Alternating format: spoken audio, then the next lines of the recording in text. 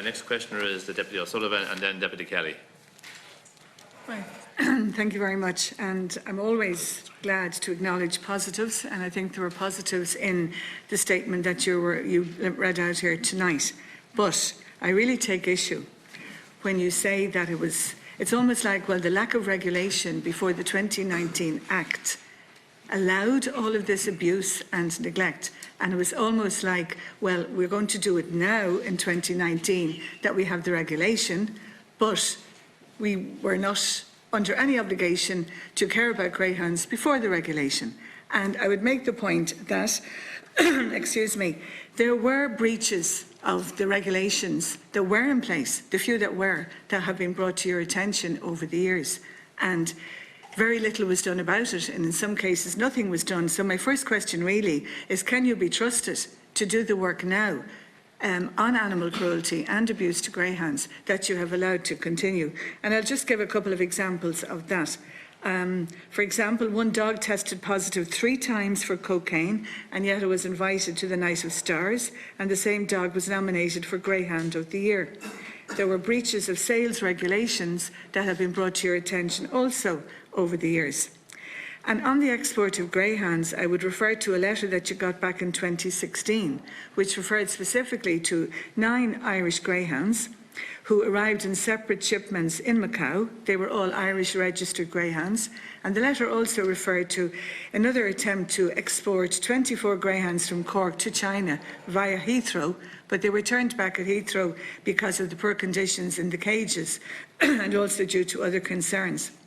And back then also, ISPCA, Dogs Trust, Irish Blue Cross had also made statements that any dogs going to China were going to face certain death. Now, I don't hold with that, oh, we can't stop them going to China. Other countries did. Italy and France did. Australia did. The United States did. They won't export their dogs to countries that don't have animal welfare regulation. But my point is that you were being informed of these exports at that time, and we didn't even get a letter of condemnation about this, never mind do anything about it. I'd also refer to, there was another instance where there was a fine of €800 for an owner because of forgery and failure regarding the transfer of ownership. There was nothing about the fact that it was brought to your attention that he allowed his greyhounds to be shot and dumped. He wouldn't reveal the name of the person who did the shooting to you, but yes, in 2016 that same man was licensed to race greyhounds. You know, they are not isolated cases. And I really acknowledge the welfare groups who, through their own fundraising, have been picking up the pieces on unwanted greyhounds and other unwanted animals here as well. I would refer to the facts of injured greyhounds being given medication to continue racing. And the requests to your organisation for information on that were refused until a newspaper gave details of your knowledge of these injured greyhounds being made to run.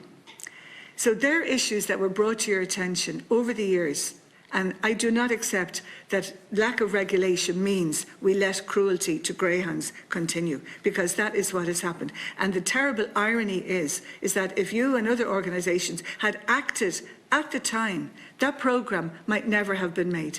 I mean, it's great that you are acting now, but look what it took. And you think of those animals that were cruelly abused in the meantime because of lack of action. Now, I'd just like to ask about the board and the application process. And one question is, are there actually any people on the board who voluntarily give their time on the welfare of greyhounds? I did hear from one person who had tried to put in his application, and he made the point that it was the reputation and the welfare of dogs was his priority.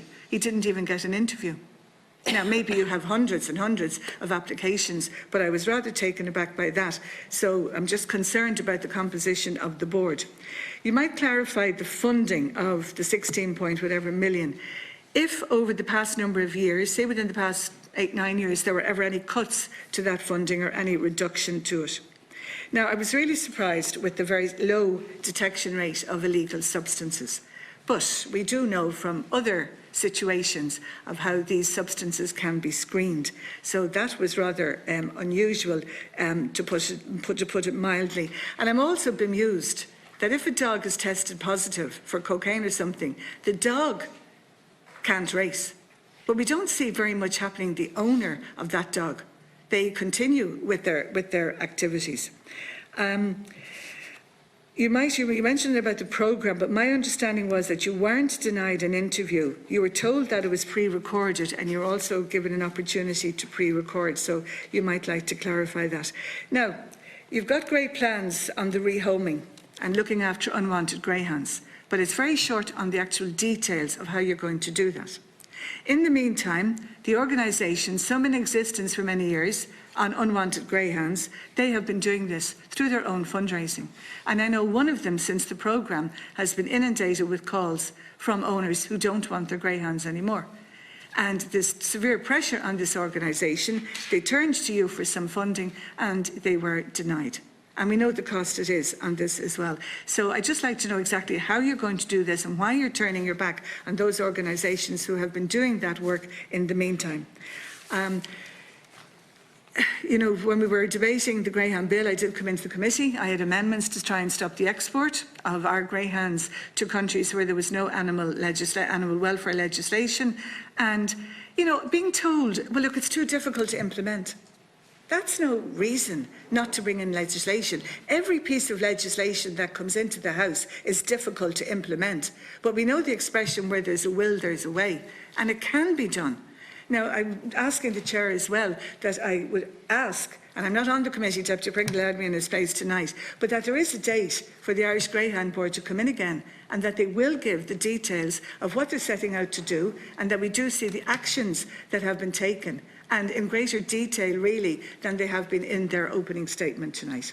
Thanks, Chair.